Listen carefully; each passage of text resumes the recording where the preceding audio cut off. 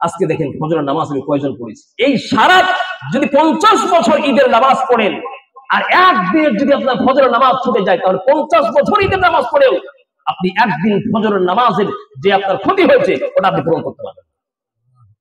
আল্লাহ নবী বললেন, মা হাযানিল ইয়াওমান, এই যে তোমরা এইভাবে নগ্নতা করে আজকে যাপন করছো, এইগুলো তোমরা কি পেয়েছো? কে তোমাদেরকে এগুলো বলেছে? এখন দেখেন আমাদের ঈদ পালন হয় বেহায়াপনা দিয়া, ঈদ পালন হয় আমাদের নগ্নতা দিয়া। আল্লাহ নবী বললেন, কাদিমা রাসূল মা হাযানিল ইয়াওমান, এই 2 দিন তোমরা পালন করছো নিজেদের মতাদর্শ দিয়ে। কোথায় পেয়েছো এগুলো? কারণ তোমরা পৃথিবীর মানুষ, মানুষ মাত্রই মালিক। যে আল্লাহ বিধান দিয়েছেন সেটাই তোমাদের জন্য অবধারিত, মেনে নিতে হবে। পূজা আসুক আর না আসুক, এখানে শান্তি আছে। ওই লোক মক্কার লোকেরা উত্তর দিলেন, ও আল্লাহর নবী, ক্বালু কুননা নালআবু ফীহিমা ফিল জাহিলিয়াহ, আপনি আসার আগে জাহেলিয়াতের যুগ ছিল, মূর্খতার যুগ, যখন মানুষ মানুষকে চিনত না, পশুত্বের মতো চরিত্র নিয়ে মানুষ চলতো। তখনই মদিনায় আর মক্কায় আমরা 2টা দিন মেলা করতাম, গান বাজনা করতাম, উল্লাস করতাম। আল্লাহ নবী বললেন, শোনো, আল্লাহ রাব্বুল আলামিন তোমাদের মালিক, আমার মালিক। ইন্নাল্লাহা তাআলা ক্বাদ আবদালাকুম বিহিমা খায়রাম মিনহুমা, এই যে গান বাজনা দিয়ে পার করছো, এই গান বাজনা ছাড়া আমার আল্লাহ তোমাদেরকে আরো 2টা জিনিস দিয়েছেন, 2টা দিন দিয়েছেন, যা এর চাইতে হাজার হাজার গুণ দামি। 1 নাম্বার সময় ইয়াউমাল আযহা ওয়া ইয়াউমাল ফিতর, আজকে ঈদের দিন আল্লাহ রাব্বুল আলামিন তোমাদেরকে 2টা দিন দিয়েছেন। সব ছেড়ে দাও, দুনিয়ার মতাদর্শ দিয়া তোমাদের এখানে শান্তি নাই। শান্তি হলো আল্লাহর আদেশ পালনে। ও মদিনার মানুষেরা শোনো, আল্লাহ আমাকে আদেশ করেছেন আজ থেকে 2টা দিন পালন করবা, বছরে 2টা ঈদ পালন করবা। এখানে আল্লাহ তোমাদের জন্য বহুত কল্যাণ রেখেছেন। কল্যাণ কি? আজকে রাসূল সাল্লাল্লাহু আলাইহি ওয়াসাল্লাম বলছেন, আজকে মানুষ যে দোয়া করবে, 1 মাস সিয়ামের পরে যদি মানুষ আজকে ঈদের দিনে আত্মিক একটা প্রশান্তি এবং আনন্দ, আর মানুষ যদি আজকে দোয়া করে, মুখটা যদি পরিশুদ্ধ হয়, খাবার যদি হালাল হয়, এই নিয়ে যদি আজকে দোয়া করে, যা দোয়া করবে আল্লাহ রাব্বুল আলামিন, রাসূল সাল্লাল্লাহু আলাইহি ওয়াসাল্লাম বলছে সব তো আল্লাহ পাক আজকে কবুল করবে। তাহলে মক্কা থেকে মদিনায় রাসূল সাল্লাল্লাহু আলাইহি ওয়াসাল্লাম দেখলেন মানুষেরা নিজের মতাদর্শ দিয়ে চলছে। তাহলে বোঝা গেল কি, যে আল্লাহ পাক যে আদেশ করেছেন সেটা আমরা মানবো। এখন আসেন, ঈদকে নিয়ে আমরা বিভিন্ন আনন্দ উল্লাস করে থাকি। কোন বিষয়ে আমরা কতটুকুর মধ্যে করবো? ভাই, আনন্দ ফুর্তি করতে তো হারাম কিছু না। আপনার বউকে নিয়ে, আপনার মেয়েকে নিয়ে আপনি আনন্দ ফুর্তি করেন, তবে যে কথাটা সবচেয়ে গুরুত্বপূর্ণ হচ্ছে, সবকে তো ইন্তেকাল করতে হবে, সবকে তো মরতে হবে। আল্লাহর আদেশটা আপনি পালন করেন, আল্লাহর আদেশের গণ্ডির মধ্যে করেন, আপনার জন্য কল্যাণ হবে, আত্মিকভাবে আপনি আনন্দিত হবেন, দুনিয়ার মানুষ আপনাকে ভালো বলবে। দেখেন, তার মধ্যে একটা হচ্ছে যে আমরা যে বলি মেয়েদেরকে পর্দার কথা, আমরা তো বলি না। দেখেন, আপনার ঘরের বউ আপনি 4 ঘাটে নিয়ে যাচ্ছে, ধুমধার পিছনে করে উঠায়, সারা দুনিয়ার মানুষই দেখতেছে, এটা তো সুন্দর না। আপনার বউকে আপনি নিয়ে যান, আপনি চিড়িয়াখানা নিয়ে যান, আনন্দ করতে নিয়ে যান, ঘুরতেও নিয়ে যান। মেয়েদেরকে শুধু গৃহবন্দী করার কথা তো ইসলাম বলে না।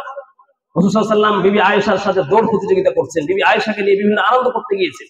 কিন্তু যে কথাটা সবচেয়ে ভালো হচ্ছে কি, আপনি একটু বোরকাটা মুখে পরে নিয়ে যান, এটা ভদ্রতা। পৃথিবীর কোনো মানুষ বলবে না, যার মধ্যে পশুত্ব চরিত্র নাই, যার মধ্যে একটু হলো বিবেক আছে, নামাজ পড়ুক আর না পড়ুক, আপনি আপনার বউকে যদি বোরকা পরে নিয়ে যান, বলবে না লোকটা কত খারাপ, তার বউকে আমি দেখতে পেলাম। পক্ষান্তরে আপনার বউ যদি মাথায় কাপড় ফেলে যায়, ছোট ব্লাউজ পরে যায়, তাহলে মানুষ বলবে যত খারাপ হোক, একটা হিন্দু বলবে। ভাই কথা না বলি, ভাই এই যে আমরা আপোষে কথা না বলি, বসে যাই, সুন্দর হবে। কথা বললে তো হবে না ভাই, আমরা আপন বসে যাই, কথা না বলি। আপনি যদি এভাবে নিয়ে যান, তো মানুষে বলবে না লোকটা ভালো, যত বড় খারাপ একজন হিন্দু বলবি, হিন্দু। আর মেয়েদেরকে সংরক্ষণ, মেয়েদেরকে ঢেকে রাখা, হিন্দু ধর্মের গীতার মধ্যে আলোচনা করা হয়েছে। গীতা একাধিকবার আমি পড়েছি, গীতার মধ্যে আলোচনা করেছে, অন্ধং তম প্রবিশন্তি, হিন্দু ধর্মের গ্রন্থ বলছে। কিন্তু হিন্দুরা তো এটা বুঝে না, ওরা তো গ্রন্থ পড়াই ওদের জন্য নিষেধ। তো দেখেন, আল্লাহ নবী সাল্লাল্লাহু আলাইহি ওয়াসাল্লামের স্ত্রী আয়েশা বলতেছে, ঈদের দিন ওয়া কানা ইয়াউমু ঈদিন ইয়ালআবু সুদানু, হযরত আয়েশা বলেন, ঈদের দিনে সুদানের বাচ্চারা, ছোট ছোট যুবকেরা লাঠি দিয়ে খেলা করছে, ঈদের দিনে আনন্দ করছে। হযরত আয়েশা বলেন, ক্বালা রাসূলুল্লাহ সাল্লাল্লাহু আলাইহি ওয়াসাল্লাম, হযরত আয়েশা বলেন, ও আয়েশা, রাসূলুল্লাহ বলেন, আয়েশা আজকে ঈদের দিন, তোমার কি মন চাই খেলা দেখতে? অথবা আয়েশা বললেন, আও ক্বালাত আতাশতাহি তানজুরিনা, আয়েশা দেখো সুরানের ছেলেরা, কালো কালো যুবকেরা খেলা করছে, ছোট বাচ্চারা, তোমার কি খেলা দেখতে মন চায়? আজকে ঈদের দিন, ঈদের দিন তো সবাই তো আনন্দ করতে মন চায়। আল্লাহ ভালো করে বুঝেন, এই ধারণাটা একটা আমাদের কিছু শিক্ষিত সমাজ আছে, আমরা একটা জঘন্য ধারণা করি কি যে হুজুরেরা খালি বউকে বস্তাবন্দি করতে পারে না। এই কথা তো আমরা বলছি না। একটু শালীনতার মধ্যে আসেন, ভদ্রতার মধ্যে আসেন, আর ইসলামের মধ্যে প্রকৃত ভদ্রতা। হযরত আয়েশা বললেন, ইয়া রাসূলুল্লাহ, হ্যাঁ আমার খেলা দেখতে মন চায়। পাশে যুবকেরা খেলা করছে, রাসূল সাল্লাল্লাহু আলাইহি ওয়াসাল্লাম বিবি বললেন, আয়েশা বললেন, হ্যাঁ আমি খেলা দেখতে চাই। আল্লাহর নবী বলছেন, আয়েশা বলছেন, আল্লাহর নবী আমাকে ডাকলেন, পাশে ডাকলেন। আকামানি ওয়ারাআহু খাদ্দি আলা খাদ্দিহি। আল্লাহর নবী বিবি আয়েশা, যুবতী মানুষ, পরমা সুন্দরী আম্মা জানা আয়েশা বলেন, আল্লাহর নবী আমাকে পিছনে নিলেন। ভালো করে লক্ষ্য করেন, রাসূল দাঁড়িয়ে আছেন। রাসূল সাল্লাল্লাহু আলাইহি ওয়াসাল্লামের বিবি আয়েশা বলছেন, যুবকেরা খেলা করছে, যুবকেরা যেন আমাকে দেখতে না পায়। নবীজি আমাকে এইভাবে বসে আছেন, নবী আর আমাকে আকামানি ওয়ারাআহু, মানে তিনি আমাকে পিছনে বসালেন, এভাবে তিনি পিছনে বসালেন। আর খদ্দি আলা খদ্দি, আর বললেন ভালোভাবে আড়াল হয়ে থাকো।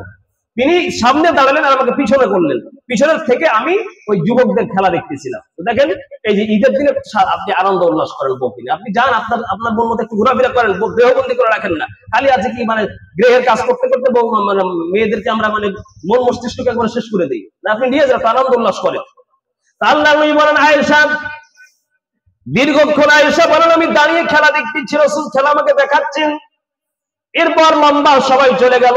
আল্লাহ নবী বললেন, ইয়া আফরিদাতা, নবীজির স্ত্রীর নাম আয়েশা, কিন্তু ভালোবেসে তিনি বউকে বলছেন ইয়া আরফিদা, এটা আদর করে ডাক দিয়ে বলছেন। অর্থাৎ বউকে আপনি আদর করে একটু ডাকতে পারেন, যে আপনার বউতে একটা নাম আছে, নাম ছাড়া একটু ভিন্ন নাম করে আপনি আদর দিয়ে করে ডাকতে পারেন। হযরত আয়েশা বলেন, দীর্ঘক্ষণ নবীজি আমাকে খেলা দেখালেন। খেলা দেখার পর যখন দাঁড়িয়ে থাকতে আমি ক্লান্ত হয়ে গেলাম, নবীজি বললেন, আয়েশা তোমার খেলা দেখা কি হয়েছে? নবীজি বললেন, হ্যাঁ হয়েছে। আয়েশা বললেন, হ্যাঁ হয়েছে। এরপর রাসূল সাল্লাল্লাহু আলাইহি ওয়াসাল্লাম বললেন, ফাযহাবি, হ্যাঁ এবার তুমি চলে যাও। এই তো দেখেন তাহলে কত সুন্দর একটা বিষয়। অতএব একটু শালীনতার সাথে আমরা আনন্দ ফুর্তি করব। এরপর আরো একটা ঈদের দিনে এই হাদিসটা বর্ণিত হয়েছে বুখারী শরীফের 949 নম্বর হাদিস। বুখারী শরীফের আরো এক জায়গাতে হাদিসটা বর্ণিত হয়েছে 2907 নম্বর এবং 8 নম্বর হাদিস। হযরত আয়েশা বলেন, দাখালা রাসূলুল্লাহ সাল্লাল্লাহু আলাইহি ওয়াসাল্লাম আলাইনা, আমি বসে আছি, আল্লাহর নবী ঈদের দিনে আমার গৃহে প্রবেশ করলেন। ওয়া কানা ইনদি জারিয়াতানি তুগন্নিয়ানি বিগিনাই বুয়াসিন, আমার ঘরের মধ্যে রাসূল আসলেন এবং আমার পাশে ছোট ছোট মেয়েরা দাঁড়িয়ে ছিল, বসেছিল। এরপর তারা নিজেরা নিজেরা কবিতা আবৃত্তি করছে। তো মেয়ে মানুষ তো কবিতা আবৃত্তি করা তো যদি যুবতী হয়, বড় হয়, তাহলে এটা আবৃত্তি একটা অশ্লীলতা। এখন আমরা তো নাটকও দেখতেছি, ছবিও দেখতেছি, আর এগুলো ঈদ উপলক্ষে, এটা তো ঠিক, এটা তো সুন্দর না। আর আপনি হয়তো মানতে পারেন না, আপনার সুন্দর তো না। আপনি বলবেন যে আমি নাটক দেখছি, ছবি দেখছি, আরে ভাই এটা একটা যে বেগানা নারীর দিকে দেখা হচ্ছে, এটা তো সুন্দর, এটা তো ভদ্রতাও না। আল্লাহর নবীর স্ত্রী হযরত আয়েশা বলেন, রাসূল আসলেন, ছোট ছোট কন্যাগুলি ঈদের দিনে কবিতা আবৃত্তি করছে। রাসূল সাল্লাল্লাহু আলাইহি ওয়াসাল্লাম দেখলেন, ফাআওয়ালা ওয়াজহাহু, এবং তিনি মুখটা ফিরিয়ে নিলেন। এরপর কিছুক্ষণ পরে হযরত আবু বকর প্রবেশ করলেন। আল্লাহর নবীর স্ত্রী হযরত আয়েশা বলেন, আবু বকর আমার বাবা। আবু বকর আসলেন, আবু বকর এসে বললেন, ও আয়েশা কি করেছো? রাসূল বসে আছে, রাসূলের সামনে এই যুবতী মেয়েরা কবিতা আবৃত্তি করছে। আবু বকর তো একটু বৃদ্ধ মানুষ।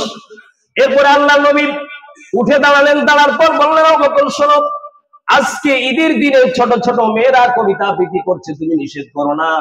আজকে ইসলামের শরীয়তের মধ্যে থেকে কেউ যদি আনন্দ উল্লাস করে, এটা তার জন্য খারাপ নয়। তাহলে আপনি বুঝতে পারলেন তো?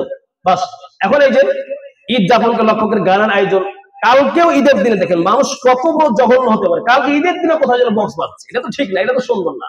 আপনি ইসলামের গণ্ডির মধ্যে থেকে আনন্দ করেন, উল্লাস করেন, এটা খারাপ না। ইসলামিক সংস্কৃতি অনুযায়ী, ইসলামিক ধারা অনুযায়ী আপনি আনন্দ ফুর্তি করেন, এটা অবশ্যই সুন্নাহ। প্রিয় ভাইয়েরা আমার, এই জন্য বলছিলাম ঈদের দিনে একটা আল্লাহর আদেশ। আজকে সব থেকে বড় কথা হচ্ছে আল্লাহর আদেশ। আল্লাহর আদেশ যেন আমার অনিসলামিক ভাবে পালন না হয়। বারবার আল্লাহ কোরআনের মধ্যে 5টা, আজকে আপনাকে আমি বার্তা দিব, 5টা কথা বলবো। আল্লাহ পাক 1 নম্বরে বলছে, বান্দা আনন্দ উল্লাস করো, তোর খবরদার শোনো। সূরা আলে ইমরান 3 নম্বর 28 নম্বর আয়াতে আল্লাহ বলেন, লা তাত্তাখিদিল মুমিনুনাল কাফিরিনা আউলিয়া। শোনো, তোমার আনন্দ উল্লাস যেন কাফের মুশরিকদের মতো না হয়ে যায়, বেঈমানদের মতো না হয়ে যায়। আল্লাহ নবী এটা আল্লাহ কোরআনে বললেন, হাদিসের মধ্যে আবু দাউদ শরীফের 4031 নম্বর হাদিসে আল্লাহ নবী বলেন, শোনো, মান তাশাব্বাহা বিকওমিন ফাহুয়া মিনহুম। ঈদের দিনে তুমি যদি আনন্দ উল্লাস করতে গিয়ে ইহুদি খ্রিস্টানদের কৃষ্টি কালচার গ্রহণ করো, কিয়ামতের মাঠে তুমি তাদের সাথে জাহান্নামে যাবা। তাহলে এক নম্বর হচ্ছে আনন্দটা আমার ইহুদি খ্রিস্টানদের মতো যেন না হয়ে যায়, ঢোল ঢাপকি বাজায় যেন না হয়ে যায়, গান বাজনা বাজায় যেন না হয়ে যায়। 2 নম্বর আল্লাহ পাক বলেন, বান্দা শুনো, সূরা লোকমান 6 নম্বর আয়াতে আল্লাহ বলেন, ওয়া মিনান নাসি মান ইয়াশতারি লাহুয়াল হাদীথি লিউদিল্লা আন সাবিলিল্লাহ। আল্লাহ বলছেন, ওয়া মিনান নাসি মান ইয়াশতারি লাহুয়াল হাদীস, অশ্লীল বেহায়াপনা কথাবার্তা, গান বাজনা। দেখেন গান বাজনা যেটা আপনার হয় 6টা শর্তে। 1 নম্বর হচ্ছে মেয়ে যদি গান বাজনা না বলে, এই শব্দটা যদি অশ্লীল না হয়। আজকালকার দেখবেন যে ভাষা আমরা যেগুলো শুনি আমরা মনে করি না মেয়ে বলছে কি পুরুষ বলছে, ওখানে কোনো বাজনা থাকতে পারবে না। যদি ইসলামিক গজল যেগুলো আছে এটা আপনি শুনেন, এটা ভালো কথা, তো এটা ভালো জিনিস, তো এর মধ্যে জ্ঞান আছে। মানে এক একটা ইসলামিক গজলের মধ্যে এক একটা পুরা কোরআনের আয়াতের অনুবাদ করা হয়, যদি ভালো হয় তাহলে শুনেন, এটা ভালো জিনিস। তাহলে 1 নম্বর আল্লাহ বলছেন ঈদ উদযাপন করো, তবে ইহুদি খ্রিস্টানদের কৃষ্টি কালচার অনুযায়ী গান বাজনা বাজিয়ে না।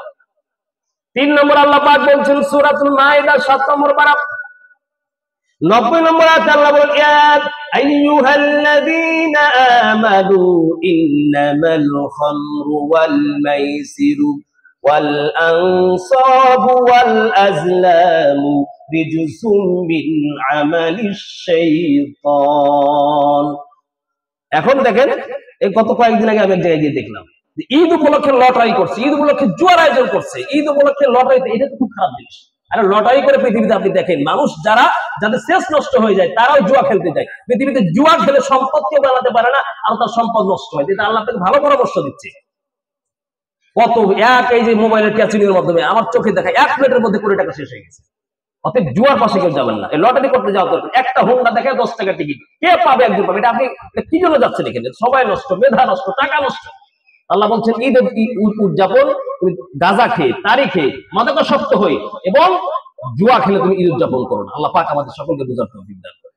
আপনি এই যে ঈদ উদযাপন করছেন, ঈদ উদযাপনের ক্ষেত্রে আমার যেন অপচয় না হয়ে যায়। অপচয় আর অপচয় দেখেন আল্লাহ কত মানুষের জন্য সহনশীল এবং আল্লাহ কত মানুষের জন্য দয়াশীল। বলছে, আরে বান্দা, তুমি তোমার ঘরে একটা লাইট জ্বালায় রাখছো, এটা তো তুমি বুঝতেছো না। একটা লাইট জ্বলে তোমার যদি মাসে 3 টাকা বিল আসে, 3 টাকা তুমি নষ্ট করছো কেন? সরকারি সম্পদ, দেশের সম্পদ, তুমি একটা অনর্থক বাল্ব জ্বালিয়ে রাখছো। তুমি গ্যাসে রান্না করে গ্যাসের লাইন তুমি অন করে রাখছো, নষ্ট হচ্ছে রাষ্ট্রীয় সম্পদ। আল্লাহ পাক আপনাকে পরামর্শ যেটা দিচ্ছেন সেটা মানবতার কল্যাণের জন্য, রাষ্ট্রের কল্যাণের জন্য। আল্লাহ পাক বলেন সূরা বানী ইসরাঈল 26 এবং 27 নম্বর আয়াত 15 নম্বর পারা আল্লাহ বলেন, ওয়ালা তুবাযির তাবযীরা ইন্নাল মুবাযযিরিনা কানু ইখওয়ানাশ শায়াতিন। বান্দা, ঈদ উদযাপন করতে গিয়ে ব্যয়বহুল খরচ করো না, আর খেতে পারবা তুমি 1 প্লেট 2 প্লেট নিয়ে ভাত নষ্ট করো না, অপচয় করো না। দেখেন কত সুন্দর কথা, আপনি খারাপ বলতে পারবেন না, কারণ আপনার যেন ক্ষতি না হয়। বান্দা তো, আমি তো বুঝি না, আপনি তো বুঝেন না, কিন্তু আল্লাহ পাক আগে থেকে পরামর্শ দিচ্ছেন এই কাজ করো না। আল্লাহ নবী সাল্লাল্লাহু আলাইহি ওয়াসাল্লাম বলছেন, শোনো, 5 নম্বরে একটা পরামর্শ নবীজি দিয়েছেন বুখারী শরীফ 4429 নম্বর হাদিসে আল্লাহর নবী বলেন, শোনো, লাআনা রাসূলুল্লাহ সাল্লাল্লাহু আলাইহি ওয়াসাল্লাম আল মুতাশাব্বিহিনা মিনার রিজালি বিন নিসা। আমরা আজকে পোশাক পরিধান করার ক্ষেত্রে মেয়েকে ছেলের পোশাক পরাই, ছেলেকে মেয়ের পোশাক পরাই, এটা সুন্দর না। কারণ ছেলে মেয়ে আল্লাহ রাব্বুল আলামিন ভাগ করে সৃষ্টি করেছেন।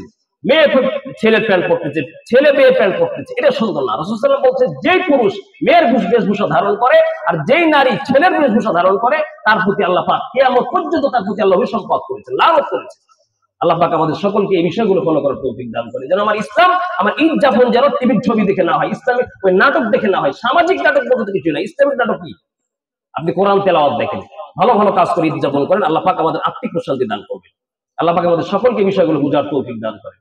আজকে আমরা যারা 1 মাস দীর্ঘ 1 মাস রোজা রেখেছি, রোজা রাখার পর আল্লাহ আজকে আমরা ঈদ যাপন করতে আসতে পেরেছি, এদের সম্পর্কে আল্লাহ রাব্বুল আলামিন রাসূল সাল্লাল্লাহু আলাইহি ওয়াসাল্লাম কি বলছেন? আল্লাহর হাবিব বলেন, যারা 1 মাস দীর্ঘ 1 মাস রোজা রেখেছে, পৃথিবীর কোন মানুষ এদেরকে বাধ্য করে নাই, পৃথিবীর কোন মানুষের চাপে পড়েই তারা রোজা রাখে নাই, সিয়াম রাখে নাই, শুধুমাত্র আল্লাহকে রাজি করার জন্য রেখেছে। আল্লাহ নবী বলেন, ফাইদা কানা ইয়াউমু ঈদিহিম ইয়ানি ইয়াউমা ফিত্রিহিম বাহা বিহিম মালাইকাতুহু। আজকে ঈদের দিনে আল্লাহ রাব্বুল আলামিন ফেরেশতাদেরকে ডাক দিয়ে বলে, বান্দা যখন বাড়ি থেকে ঈদের জন্য নামাজ পড়তে বের হয়, ফেরেশতাদেরকে আল্লাহ ডাক দিয়ে বলে, ও ফেরেশতারা, আমার বান্দাদেরকে আজকে দেখো, যারা সকালে ঘুমায় আজকে ঘুমায় নাই, যারা কাজ করতে যায় কাজ করতে ঘুমায় না, কাজ করতে যায় নাই, যারা ভ্যান চালায় ভ্যান চালাতে যায় নাই। ইবাদি ওয়া ইমাই খাযাউ ফরিদাতি কুল্লা খরাজু ইয়াউসুনা ইলা দুআই। আল্লাহ নবী বলেন, আজকে দেখো আমার বান্দারা বাড়ি থেকে বের হয়েছে তাকবীর বলতে বলতে ঈদের নামাজের জন্য। সাধ্যমতো নিজের পোশাক পরেছে, খাবার আয়োজন করেছে, খাবারকে ঈদ যাবত ঈদের নামাজ আদায় করার জন্য ময়দানে ঈদের নামাজ আদায় করার জন্য যাচ্ছে। বান্দা ও ফেরেশতারা দেখো, কোন মানুষ আমার আদেশ পালন করলে আমি আল্লাহ আজকে তাকে কি পুরস্কার দিতে পারি বলো তো আজকে ঈদের দিনে? আল্লাহর তো কোনো পরামর্শ করার দরকার নেই, বান্দাদেরকে আল্লাহ বুঝাচ্ছেন সুন্দর করে। আল্লাহ নবী বলেন, শোনো। এরপর আল্লাহ বলেন, ফেরেশতারা বলো, কোন শ্রমিক যদি তার মালিকের কাজ পরিপূর্ণ আদায় করে দিন শেষে তাকে মজুরি দেওয়া হয়, তবে বলো তো আমার বান্দারা দীর্ঘ একটি মাস তারা কষ্ট করে তারাবির নামাজ পড়েছে, এত বড় লম্বা সময় উত্তপ্ত প্রচন্ড খরার দিনে তারা নামাজ পড়েছে, আবার দীর্ঘক্ষণ না খেয়ে থেকেছে, পেটগুলি শরীরগুলো ক্লান্ত হয়ে গেছে, বলো তো আজকে আমার বান্দাদেরকে আমি আল্লাহ পাক কি দিয়ে দিতে পারি, কি দিতে পারি, কি উপহার দিতে পারি? ফেরেশতারা ডাক দিয়ে বলেন, ইয়া আল্লাহ, ওয়াফা আমালাহু, যারা আজকে তাদের মালিকের শ্রম পালন করেছে, মালিকের আদেশ পালন করেছে, তাকে তার প্রাপ্য অধিকার দিয়ে দেওয়া দরকার। এই কথাটা শুনে আল্লাহ পাক এত খুশি হন, ফেরেশতাদেরকে বলেন, শোনো, ইয়া মালাইকাতি আবিদি ওয়া ইমাই কাযাউ ফরিদাতি সুম্মা খরাজু ইয়াউসুনা ইলা দুআ ইজ্জতি ওয়া জালালি ওয়া কারামি ওয়া উলুবি ওয়া ইরতিফাই মাকানি লা উজিবান্নাহুম। ভালো করে একটু শুনবেন। আল্লাহ পাক ফেরেশতাদেরকে ডাক দিয়ে বলে, বান্দা ফেরেশতারা শোনো, আজকে আমার ইজ্জতের কসম, আমার সম্মানের কসম, আমার ফেরেশতার কসম, আমি আজকে আল্লাহ ওপেন ঘোষণা করে দিলাম, বান্দা যদি আজকে দোয়া করে এই ঈদের দিনে, আমি আল্লাহ তার জীবনের সমস্ত দোয়াগুলি আজকে আমি আল্লাহ পাক কবুল করে নিব। এক নম্বর উপহার যারা রোজা রেখেছে। এখন আল্লাহ নবী আরো বাক্য বলছেন, আল্লাহর হাবিব বলেন, তারপরে আল্লাহ ঘোষণা করেন, বান্দা যখন ঈদের নামাজ শেষ হয়ে যায়, খুতবা পড়ে নামাজ পড়ে দোয়া যখন শেষ হয়ে যায়, বান্দা তো রাস্তা দিয়ে হেঁটে যায় আল্লাহর শাহজিম থেকে তামাম বিশ্বের মুসল্লিদেরকে বলে, ও মুসল্লিরা শোনো, আমার বান্দারা শোনো, ইরজিউ কদ গফারতু লাকুম, বান্দার একটি মাস দীর্ঘক্ষণ, এত বড় একটি মাস আমার জন্য রোজা রেখেছো, বান্দা আজকে হেঁটে যাও, যাও যাও, ইরজিউ কদ গফারতু লাকুম, আমি আল্লাহ আজকে তোমার জীবনের সমস্ত গুনাহগুলি মাফ করে দিলাম।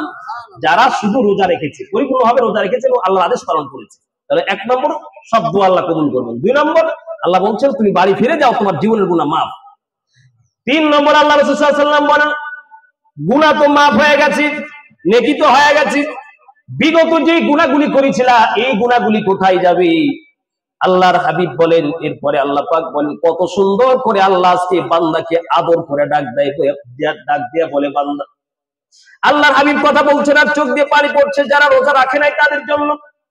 আল্লাহর হাবিব বলেন, এরপরে ৩ নম্বর বাক্য আল্লাহ বলেন, ওয়াকাদ বাদদালতু সাইয়্যাতিকুম হাসানাত, আল্লাহ বলে, বান্দা যত গুনাহ করেছিলাম এই গুনাহগুলি আমি আল্লাহর নেকি দিয়ে আজকে তোমার পরিবর্তন করে দিলাম।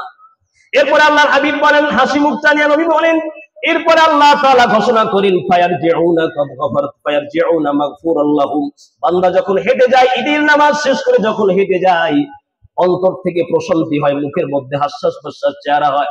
আল্লাহ বলে, বান্দারে যা যা যা, যত গুনাহ করেছিলাম আমি আল্লাহ আজকে তোমাকে মাসুম ঘোষণা করে দিলাম।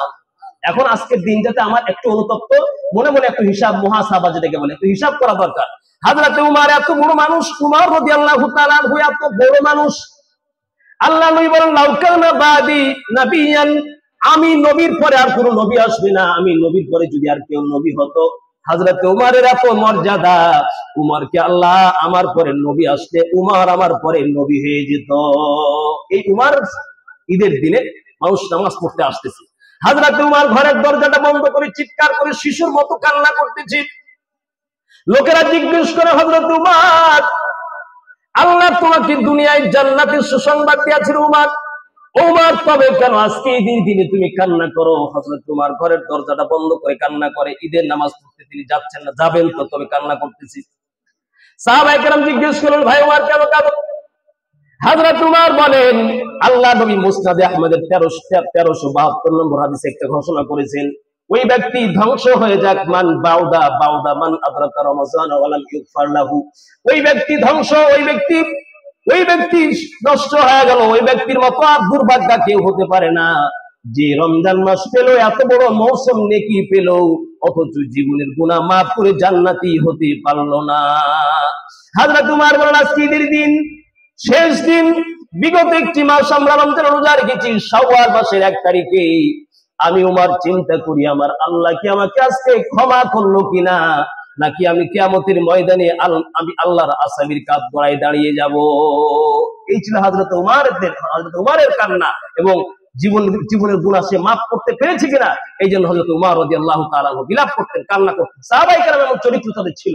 প্রিয় উপস্থিতি, এই জন্য আমাদের জন্য একটু আমরা মনে মনে চিন্তা করবো। আমি প্রত্যেক স্থান থেকে একটু চিন্তা করি, আহারে আজকে ঈদের দিনে তো মানুষকে আল্লাহ পাক করবেন, ক্ষমা করে আল্লাহ পাক বিদায় করবেন, আমি কি করলাম? ভাই একটু চিন্তা করেন, কত মানুষ আমাদের এই ঈদগাহটাতে দেখে দিন। গত বছর যে ঈদের নামাজ আপনারা পড়েছেন, কত মানুষ এখানে ছিলেন না? তারা তো আজকে নাই। এত বাহাদুরি তো চলবে না দুনিয়ায়, কারণ এই একটা নিয়ম তো, এটা তো একেবারে ধার্য নিয়ম যে মানুষ আজকে আছে কালকে নেই। কিন্তু আপনি কি, আমি কি আমার জীবনের গুনাহ মাফ করতে পেরেছি? আজকে ধরেন যে এই পুরা দিনটা মাত্র এইটুকু আল্লাহর আদেশ, এই কিছুক্ষণ সময় আপনি একটু নিজেকে চিন্তা করেন তো। আপনাকে আমি লজ্জা দিচ্ছি না, তবে আপনার ব্রেন, আপনার মস্তিষ্কে আমি একটু নাড়া দিচ্ছি, বিবেকটা যেন আপনার সচেতন হয়। আজকে দেখেন ফজরের নামাজ আমি কয়জন পড়েছি? এই সারা যদি 50 বছর ঈদের নামাজ পড়েন, আর একদিনের যদি আপনার ফজরের নামাজ ছুটে যায়, তাহলে 50 বছর ঈদের নামাজ পড়েও আপনি একদিন ফজরের নামাজের যে আপনার ক্ষতি হয়েছে, ওটা আপনি পূরণ করতে পারবেন। তাহলে একটু চিন্তা করেন, নিজেকে একটু চিন্তা করেন, কত নামাজ আমার জন্য আসছে, আর কত নামাজ চলে যাচ্ছে। মসজিদের মুয়াজ্জিন সাহেব বারবার আল্লাহ বলছেন, হাইয়া আলাস সালাহ। এর অর্থ কি? এ বান্দা নামাজের দিকে আসো। হাইয়া আলাল ফালাহ, মানুষ তোমরা সাকসেসফুল হতে চাও, মানুষরা সফল হতে চাও, নামাজের জন্য আসো, নামাজে আসো। আর রোজা রাখো। রোজা এমন একটা বিষয় যে রোজা কেউ রাখলে সারা জীবন মানুষের সুস্থতার গ্যারান্টি আল্লাহ পাক দিচ্ছে। জার্মানের একজন পণ্ডিত, ওসি নারী, তিনি 2016 সালে অটোফেজি নামে একটা মেডিকেল একটা ভাষা আবিষ্কার করেছেন। অটোফেজি মানে কি? অটোফেজি হচ্ছে, অটো মানে তো নিজে নিজে, আর ফেজি মানে খাওয়া। অটোফেজি মানে মানুষের শরীরে নিজে নিজে খেয়ে নেওয়া। তো ওই জার্মানের ওই ডাক্তার, খ্রিস্টান ডাক্তার, উনি বলছে আমিও রোজা রাখতেছি। তাকে জিজ্ঞাসা করলাম, আপনি রোজা রাখতেছেন কেন? তিনি বললেন, আমি অটোফেজি আবিষ্কার করে সারা বিশ্বব্যাপী সে একটা নোবেল পুরস্কার পেয়েছে। মেডিকেলের সায়েন্স যারা ডাক্তার তারাও জানতেন অটোফেজি। অটোফেজি কি? মানুষ যখন সারা বছর খাবার খায়, তো মানুষের খাবার খাওয়ার কারণে বর্জ্য ময়লাতে মানুষের শরীরটা ভরে যায়। এরপর যখন মানুষ একদিন খাওয়ার বিরত রাখে, তখন ওই যে মানুষের যে রোগগুলি আছে, মানুষের যে খাবার পাকস্থলীগুলি আছে, খাবার থাকে না, তখন বদ্ধ যে চর্বি থাকে শরীরে, ওই চর্বিগুলি মানুষের অটোমেটিক গলতে থাকে, আর শরীরের খাবার পূরণ হতে থাকে। তো ওই ডাক্তার বলতেছে, আমি যখন দেখলাম যে অটোফিজি করে, কারণ আমরা তো মেডিকেলে গিয়ে এটাই দেখি, মানুষকে বারবার বলি যে তোমরা খাবার কম খাও। তিনি বললেন, আমি দেখলাম মুসলমানদের নবী আজ থেকে 1500 বছর আগে মুসলমানদের আল্লাহ যে আদেশ করেছে, এর মধ্যে অটোফিজি রয়েছে। আমি রমজান পালন করছি না, আমি নিজেকে সুস্থ রাখার জন্য আমি প্রতি মাস রমজান মুসলমানদের সাথে আমি 1 মাস সিয়াম পালন করি। সুবহানাল্লাহ। কিন্তু আজকে আমরা মনে করছি একটা দিন আমি রোজা না রাখলে, একটা মাস হয়তো রোজা না রাখলে আমি মনে হয় কষ্ট হয়ে যাবে, আমার দুঃখ হয়ে যাবে। না প্রিয় উপস্থিতি, এই জন্য বিগত রমজানগুলি, সামনের রমজানগুলি আমরা সবাই একটু নিজেকে প্রবোধ দিই, একটু নিজেকে বুঝাই যে ফজরের নামাজগুলি, এশারের নামাজগুলি আমরা না ছাড়ি। ভাই আপনি একত্র নামাজ ছাড়বেন তো আপনার জিন্দেগি বরবাদ, আপনি কোনোদিন সফল হতে পারবেন না। দুনিয়ায় বহুত কিছু হলো, কিন্তু আপনার শেষ ফলাফল পাবো। এই জন্য আল্লাহ পাক আমাদের সকলকে নামাজের প্রতি যত্নবান হওয়ার তৌফিক দান করেন। আল্লাহ পাক আমাদের সকলকে সঠিক বুঝে বাকি জীবনটা আমাদের ইসলামী শরিয়া অনুযায়ী আল্লাহ পাক চলার তৌফিক দান করেন।